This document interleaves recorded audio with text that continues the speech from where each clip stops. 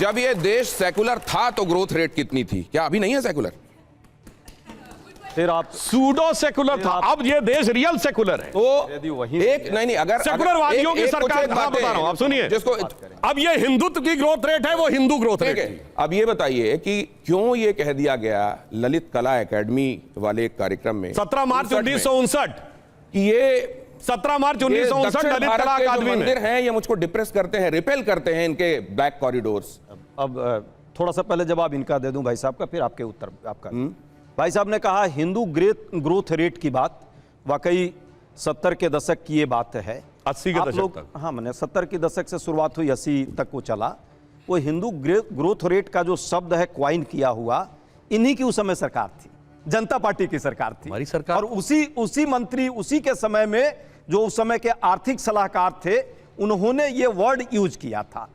तो ये उल्टा वित्त मंत्री कौन था उस समय? बहुत सलीके से बोलते हैं भाई साहब, वित्त मंत्री कौन था? तथ्य को वित्त मंत्री कौन था? आप उस समय नहीं उस समय वित्त मंत्री कौन था बताइए? आयोग के जो आर्थिक सलाहकार, वित्त मंत्री कौन था बोलिए ना? बोलिए ना, ठीक है। इनकी पार्टी के थे मधुलिमाय, इसी का था, इनकी पार्टी के थे मधुलिमाय, जनता पार्टी का था ना, कांग्रेस का नहीं था। इनकी पार्टी की सरकार थी भाई, ये जनता परिवार का हिस्सा है, हमारी चेपे दे रहे हैं। पार्टी के थे ना, हम तो अलग हुए भाई, जनता पार्टी वाले हैं, जनता पार्टी, हम भारतीय जनता पार्टी वाले, सरकार में नहीं थे, हम भारतीय जनता पार्टी वाले, आप जनता पार्टी वाले। अब अटल जी किस पार्टी के थे? अटल जी भारतीय किस पार्टी के थे? दे देता हूं जवाब। अब भाजपा बनी उसके बाद में जो पैटर्न आपका है, जहां तक बात इन्होंने हिंदू ग्रोथ की है, और दूसरी बात धर्मनिरपेक्षता की। बार बार यह प्रश्न भी आपने बहुत अच्छा किया इनसे कि क्या आज ये देश धर्मनिरपेक्ष नहीं है? क्या मनमोहन सिंह के समय में यह देश धर्मनिरपेक्ष नहीं था? और सोना गिरवी रखी गई थी उस समय भी 1991 के आसपास में सरकारें इन्हीं के ऊपर नीचे चल रही थी। हमारी नहीं 90 और 91 चंद्रशेखर जी की सरकार थी, कांग्रेस के समर्थन सरकार थी, उसने पूरी तरह से खत्म कर दिया था खजाना। उसके बाद वो जरूर बाहर से सपोर्ट चंद्रशेखर जी को हम लोगों ने किया, पर चंद्रशेखर जी के समय में स्थिति गड़बड़ हुई। फिर मनमोहन सिंह उस समय और नरसिंहा राव जी आए, और देश का जो है आर्थिक विकास दर है आज जो ये लंबा लंबा कह रहे हैं, जो भी बातें करें, पर सच्चाई इनको भी पता है। मनमोहन सिंह ने यदि इस देश में इंफ्रास्ट्रक्चर नहीं पैदा किया होता तो आज जिस पर आप खा रहे हैं, अब वही बात हो गई ना, 2 मंजिल आपके पिताजी ने बना दी, तीसरे पर एक करकट डाल दिया ऊपर और कह रहे हो कि पूरी बिल्डिंग मैंने बना दी। ये बिल्डिंग जो है, ये बिल्डिंग की न्यू किसने डाली है? कांग्रेस ने डाली है। मैं तो वाजपेयी जी की भी प्रशंसा करता हूं, उनकी सरकारों में भी कुछ अच्छे काम हुए। मैं वैसे नहीं हूं, कृतज्ञ व्यक्ति नहीं हूं, मैं अपने हर पूर्वजों के हर समय का काल का जो काम उन्होंने किया उस समय की परिस्थितियों के हिसाब से किया। आज परिस्थिति है कि आपको पीछे नहीं जाकर आगे देखना है। आप देख कहां रहे हैं? 1 घंटे के डिबेट में, लगातार डिबेट में कहां हम लोग हैं? नेहरू जी ने ऐसा किया, गांधी जी ने ऐसा किया। अरे भाई, उन्होंने बहुत अच्छे काम किए, 13 साल जेलों में रहे, सलाखों में रह करके। कुलभूषण की बात भी इन्होंने कर दी, व्यंग में ही किया, पर भाई साहब अच्छे व्यक्ति हैं इसलिए इनके दिल में आती है। भाई हमारा कुलभूषण तो वो है जिसके बाप दादों ने स्वतंत्रता की लड़ाई लड़ी, अंग्रेजों के विरुद्ध लड़ करके, और कई सालों तक जेलों की सलाखों में रहे। आपके कुलभूषण तो अंग्रेजों के साथ थे भाई, उस समय 30-35 वर्ष के इनके नेता थे ना, जब स्वतंत्र देश स्वतंत्रता की लड़ाई लड़ रहा था। वाजपेयी जी, दीनदयाल उपाध्याय जी, जिनको मानते हैं, श्यामा प्रसाद मुखर्जी जी, सावरकर जी, इसमें से कोई एक आदमी स्वतंत्रता आंदोलन के टाइम में जेल में गया हो नौजवान होकर? भगत सिंह तो कितने कम टाइम में सूली पे चढ़ गए। नहीं, लेकिन आपने भी दो तरह की बातें की। नहीं था इन्हें, अजय उपाध्याय प्रेम था, आज भी वही कर रहे हैं। आपने 2 तरह की बातें की। तोड़ना चाहते हैं भाषा के नाम पे, क्षेत्र के नाम पे, जाति के नाम पे, धर्म के नाम पे, और सिर्फ सियासत करना चाहते हैं। छोड़िए सियासत, देश आगे रहेगा तब आप, हम और ये पूरा लोग रहेगा। सवाल ये है कि देश को तोड़ना, क्या देश को तोड़ना? आप भी सर मैं इसको आगे लेके जाने दीजिए। नहीं, मैं सहभागी। आपने एक बात कही कि जब ये आखिरकार ये पुनर्निर्माण हुआ तो कौन था पीएम? आपने कहा जवाहरलाल नेहरू थे पीएम। आपने ये बात कही, तो फिर ये 2 तरह की बातें हो रही हैं। एक तरफ नेहरू जी को इस बात से तकलीफ थी कि पुनर्निर्माण, पुनरुद्धार जो है इस तरीके का आयोजन ना हो, इसमें डॉक्टर राजेंद्र प्रसाद ना जाएं। पाणिक्कर को वो कह रहे हैं, लियाकत को ये कह रहे हैं, फिर आप आधा सत्य बोल रहे हैं। फिर 17 चिट्ठियां सामने हैं सर। इसमें सरकारी धन का उपयोग नहीं होना चाहिए, ये महात्मा गांधी और सरदार पटेल चाहते थे। ये बात आप क्यों नहीं कहते? यहां सरकारी धन का उपयोग आज भी राम मंदिर निर्माण में नहीं हुआ है, तो मोदी जी इसका मतलब गलत नहीं, तो फिर क्या उस समय नेहरू जो कह रहे थे कि ये पुनर्निर्माण के कार्यक्रम को बड़ा सीमित रखा जाए, सरकारी पैसे को इसमें और कोई भी मंत्री नेता ना जाए, वो सही था? या पुनर्निर्माण होना, डॉक्टर राजेंद्र प्रसाद का जाना, उसमें सरदार पटेल तब तक तो नहीं थे लेकिन उनका पूरी शिद्दत के साथ जुटना, ये सही था? सही क्या था? अब ये राजकुमार जी एक सेकंड, नहीं फिर डिस्कवरी ऑफ इंडिया की जिम्मेदार ये है सर, इनको बोलिएगा। 10 सेकंड। डिस्कवरी ऑफ इंडिया की भाई साहब ने बात की है, सबके पब्लिक डोमेन में है, ओरिजिनल किताब को आप पढ़िए। वो जो इन्होंने जब दिखाया और कुछ सही तथ्य, तो भाई साहब को कितना दिक्कत हुआ, कितना दुख हुआ, कितना बेचैन हुआ। आपको भी तो मनीबेन पटेल मैंने कहा आगे का मैं बता रहा था, डिस्कवरी मैं तो उसी चैप्टर का आगे का बता रहा था। दिक्कत हुई सर, उनके पिताजी को आप गलत साबित करवा रहे हैं। तो उनकी बेटी लिख रही है, गलत साबित हम कर रहे हैं, और बाप का मामला है ना। अब ये जरा राजकुमार जी के पास जाने दीजिए। राजकुमार जी, सही क्या था? सही ये था जो नेहरू ने उस समय फैसला लिया, जो उनकी चिंताएं थी, वो चिंताएं वाजिब थी, वो सही थी? या मंदिर का आखिरकार पुनर्निर्माण होना और भव्य तरीके से होना वो सही था? क्या सही था? देखिए, नेहरू बहुत, जो मुद्दे पे दोनों में से कोई नहीं बोल रहा है।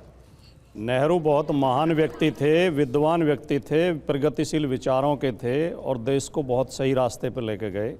नेहरू जी के व्यक्तित्व को समझने के लिए जो कॉलेजों के रिसर्चर होते हैं और जो विद्वान लोग होते हैं, वो उनकी किताब पढ़ते हैं, डिस्कवरी ऑफ इंडिया।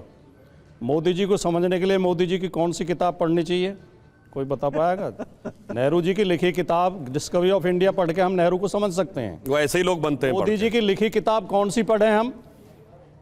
मगरमच्छ वाली? चलो छोड़ो, चले उसका भी जवाब दूंगा। अभी जो सुधांशु जी ने जो मेरी बातों के जवाब दिए, जो बातें मैंने कही नहीं थी उनके जवाब देते रहे ऊपर ऊपर। मैंने कब कहा था? 5000 साल का मैंने कोई जिक्र किया था अपने वक्तव्य में, लेकिन आप एक जिक्र ले आए एनिहिलेशन ऑफ कास्ट का। हाँ, आपने कहा था। बाबा साहब ने एनिहिलेशन ऑफ कास्ट में ये लिखा है, उसका लब्बो लुआब ये है कि भारत की जो जाति व्यवस्था है, इसे भारत के हिंदू धर्म ग्रंथ सपोर्ट करते हैं। अगर हमें जाति व्यवस्था खत्म करनी है तो धर्म ग्रंथों का बहिष्कार करना होगा। क्या आप इस बात से सहमत हैं? मैंने जो बोला कोई बात गलत बोली? जिक्र किया। बाबा साहब ने अनटचेबिलिटी कब से लिखी है? किस किताब में? पहले एक बात का जवाब हो जाए। मैंने एनिहिलेशन कास्ट में जो बोला गलत बोला क्या? जिक्र किया नहीं मैंने एनिहिलेशन ऑफ कास्ट में गलत बोला क्या? दूसरी बात, मैंने एक बात कही, आज के एससी का वैदिक काल के शूद्रों से कोई मतलब नहीं है। गलत बोला क्या? चैलेंज करके पूछता हूं। नहीं, पेज नंबर उसके साथ कोट किया है। ये मनगढ़ंत अपने मन से बना लेते हैं। और सुनिए, और भैया और कान खोल के सुन लीजिए अपने मन से, और सुनिए। लेकिन आज इस तरह बहस हो नहीं रही नहीं बीच में बोलने की, तो आप बीच में तो सर आप लोग इतना वाहियात बोल रहे हैं, क्या बताया जाए? चलो बोलो। वैदिक काल में ये व्यवस्था थी नहीं जो आज व्यवस्था है। वैदिक काल में ये व्यवस्था नहीं थी। लेकिन मैं इतना कहना चाहता हूं कि झूठी बातें रख के, जैसे अभी गौतम जी कह रहे हैं, नेहरू जी सोमनाथ के समर्थन में नहीं थे निर्माण के में, तो 17 चिट्ठियां सोमनाथ मंदिर के पुनरुद्धार के खिलाफ नहीं थे, सरकारी लिखा है भाई, उपयोग के खिलाफ थे।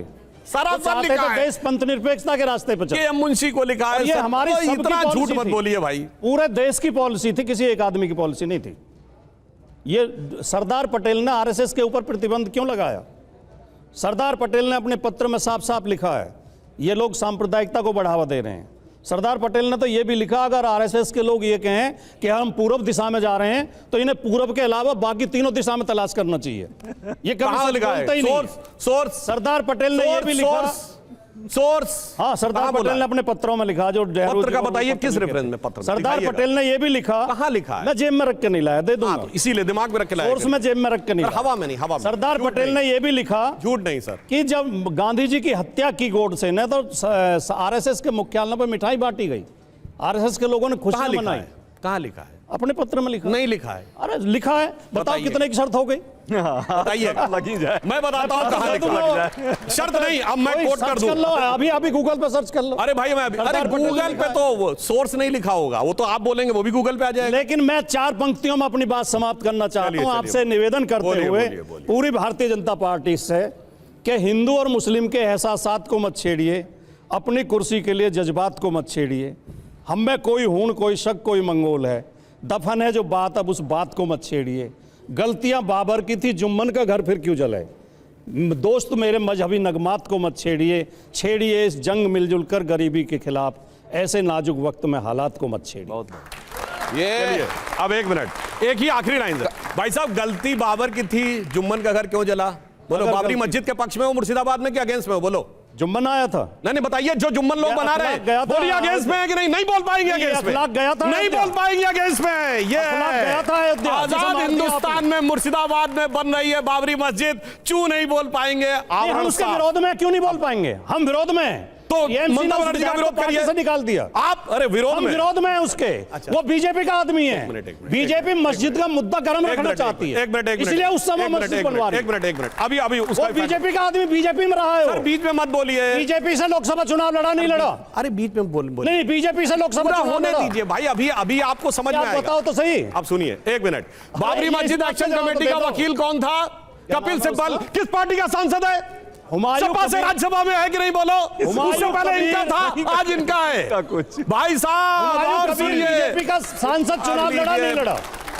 और सुनिए एक और बाबरी मस्जिद एक्शन कमेटी के यूपी में कौन थे वकील? जफर याब जिलानी। इनकी सरकार में एडवोकेट जनरल, मुलायम सिंह की सरकार में सरकारी वकील सरकार के समय, और वो बाबरी मस्जिद एक्शन कमेटी का वकील। इसलिए आप सब कितने नहीं, आप तरीका ठीक नहीं, आप लोग लगातार बीच में बोल रहे, डिस्टर्ब कर रहे हैं। ये जिन्ना के मजार पर कौन गया था? आडवाणी जी। जिन्ना के मजार पर कोई गया था ना?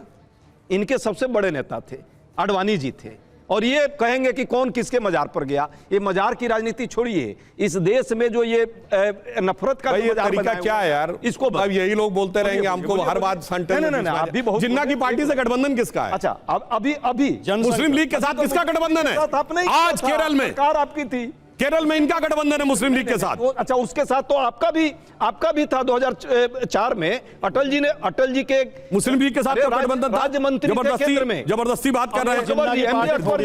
एमजे अकबर जी राज्य मंत्री थे केंद्र में, उसी पार्टी से। एमजे अकबर भारतीय जनता पार्टी से थे, कुछ भी बोलने लगते हैं भाई, ये कुछ भी। उसके साथ इनके गठबंधन में सोमनाथ स्वाभिमान पर्व इसमें। एक मिनट आप सुनिए, बहुत सारी बातें हो गई भाई, हमको जवाब ही नहीं देने देंगे।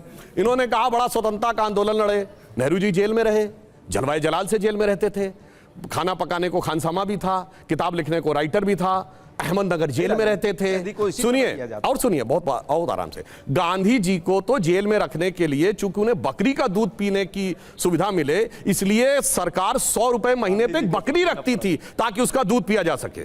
और दूसरी तरफ वीर सावरकर जेल में कोल्हू के बैल में पेरे जाते थे। कुलदीप सेंगर को तो शराब मिल रही है जेल में, बोलने लगे सर। कुलदीप सेंगर को परेशान हो गए, इधर से उधर भाग रहे हैं। ये इतना बड़ा विमर्श है सर, आप लोगों को बीच में इसलिए रोक रहा हूं क्योंकि ये अब भाई ये तरीका ठीक नहीं है भाई, ऐसा ठीक नहीं है। हम शांति से सबकी बात सुन रहे हैं और ये बीच में बोलने लगे। आपको आपत्ति है कुलदीप सेंगर पे नहीं है? पहले आपने ही कहा कि आज वो वाली डिबेट नहीं, कोई बीच में बोले। सुनिए अब अगर कोई बीच में बोले वाली डिबेट नहीं है। लड़कों से गलती हो जाती है, किसने बोला था बलात्कार के बाद? मुलायम सिंह यादव ने बोला। छोड़ो अब छोड़ो, अब अपने टर्न में बोलिए भाई। इन्होंने बोला बड़ी आजादी का आंदोलन लड़ा, ठीक है। एक कांग्रेस का नेता बताइए, राष्ट्रीय अध्यक्ष स्तर का, जो पुलिस की गोली से मारा गया अंग्रेजों के क्या बात कर रहे हैं? एक बताइए जो फांसी के फंदे पे चढ़ाओ, एक जिसे काला पानी हुआ, राष्ट्रीय अध्यक्ष स्तर का। कोई बीच मत बोलिए भाई, मैं आपकी एकदम शांति सुन रहा था। चलो अच्छा एक चीज बोलता हूं, अब चलिए। 4 नेता का नाम लिया यार, ये क्या तरीका भी। अच्छा चलो एक बात और सुन लो, आडवाणी जी भी उपाध्याय जी होंगे, और इनके जो सबसे बड़े नेता, आप साथ में इनवाइट भी कर लेते हैं ना उनको। अच्छा चलो एक सेकंड उनकी बात पूरी होने दीजिए। चलो अब हमें एक ही संडे 4 मार्च 1931 को गांधी इरविन पैक्ट हुआ, वहां से लेके 1947 तक विद एन एक्सेप्शन ऑफ 42 एक आंदोलन बताओ जो कांग्रेस जेल में थे। 16 साल में कोई आंदोलन नहीं किया, कोई आंदोलन नहीं है। 1931 से 47 के बीच में 6 साल जेल। अरे कोई जेल, सब 47 तो कोई आंदोलन नहीं। ये कौन सी बात आप कर रहे हैं? आंदोलन। अच्छा ये बताइए, उस समय जेल में कितने दिन तक नेहरू जी कहां से वो लिख रहे थे? अहमदनगर फोर्ट। अरे जेल में बैठ के डिस्कवरी ऑफ इंडिया लिखी है। समाप्त होता है, जो ने जेल में डाला, समय समाप्त होता है। नहीं तरीका ठीक नहीं, बिल्कुल बात ठीक नहीं है भाई। ये लगातार बोले, मैंने किसी को डिस्टर्ब नहीं किया, मैंने किसी को डिस्टर्ब नहीं किया। आज भी बिल्कुल गलत बात है, बावजूद बिल्कुल गलत बात है। हम लोग अपनी बात नहीं कर पाएंगे, वो बीच में मैंने किसी को शांति से बैठ के सुना। जब आपने कहा भाटी जी कि आप सुन लीजिए, मैंने सुना और हमारे हर संदेश पे आप कूद रहे हैं। चुप बैठा हूं, मैं तो चुप बैठा। मैं ये देख रहा हूं कि ये क्या तरीका है? तरफ से उठाया गया कि हमको समय नहीं मिला। आप बोलिए, हम नहीं, ये तरीका ठीक है। राजकुमार मैं शांति से ज्यादा एग्रेसिव होकर मैंने तो बल्कि समय सारा इनको मिल गया और ये कह रहे हैं कि समय, मैं कह रहा हूं अभी टाइम देखिए, इन दोनों ने हमसे ज्यादा बोला है और मुद्दे पे किसी ने नहीं बोला। मुद्दे पे किसी ने नहीं बोला। अब सोमनाथ मंदिर पे किसी ने नहीं बोला। अब ये सोमनाथ स्वाभिमान पर बोलने की जरूरत नहीं, इतना इस पर विमर्श चल रहा है। सोमनाथ के 1000 साल के इतिहास पर बात हो रही है या उसके बहाने इतिहास के और राजनीतिक इतिहास के, आजादी के बाद के इतिहास के बहुत सारे पन्ने ऐसे खोले जा रहे हैं जो पहले शायद खुले ही नहीं थे या फिर कम से कम विमर्श में नहीं आए थे। तो ये आस्था के मौके पर सियासत का छौंका है या ये कंप्लीटली स्वाभिमान और आस्था की बात है, ये फैसला आप कीजिएगा। लेकिन जैसा यहां कहा गया, असल में उसकी पूर्णता तब होगी जब उसको आप 360 डिग्री ले जाएंगे कि वो नासूर फिर कोई न छिड़ जाए, माजी अब ना कुरेदा जाए। देखो लेकिन ये सनद भी रहे कि फरेब वही फिर ना चल जाए। अगर आप इस तरीके से देखेंगे कि फरेब जो पहले हुए हैं इतिहास में वो फिर ना चल जाएं, अगर ये सतर्कता है तो ये विमर्श पूरा है। आप सभी का बहुत धन्यवाद करता हूं। Thank you.